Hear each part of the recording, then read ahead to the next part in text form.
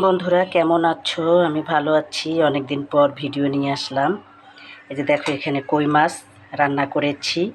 আমার টবে করলা পাতা হয়েছে, করলা গাছে, সেই পাতা দিয়ে রান্না করেছি। এখানেও সেই তেলাকুচু শাক আমার টবে হয়েছে, সেই ইলিশ মাছের মাথা দিয়ে রান্না করেছি।